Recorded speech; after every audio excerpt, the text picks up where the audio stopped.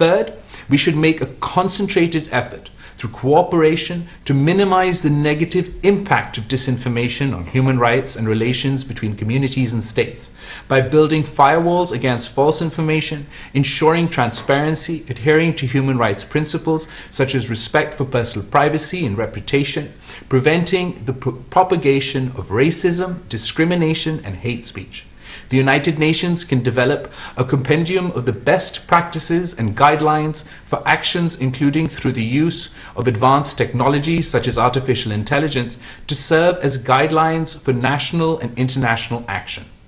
Fourth, the United Nations human rights mechanisms should highlight the negative impact of disinformation, also exercise due diligence in the use of unsubstantiated and questionable information in the evaluating of human rights situations.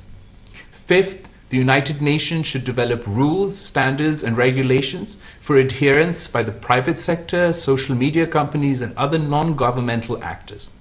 Sixth, to discharge its extensive role and responsibilities, the United Nations Secretary General should create an interagency task force on disinformation and appoint a focal person for regular and ongoing interactions with member states, the private media, and online companies and stakeholders. Finally, the United Nations, perhaps through its Committee on Information, should open a comprehensive dialogue led by member states and with the participation of the private sector, business enterprise, media and social media platforms, and civil society stakeholders to develop a coherent consensus on international cooperation to combat disinformation. I wish the group every success in its endeavors. I thank you. Excellencies, ladies and gentlemen, you just heard a statement by the Foreign Minister of Pakistan in which he has outlined a number of specific suggestions for action by our group. We have, dear Excellencies, we have a distinguished panel of speakers who have joined us today for an interactive discussion.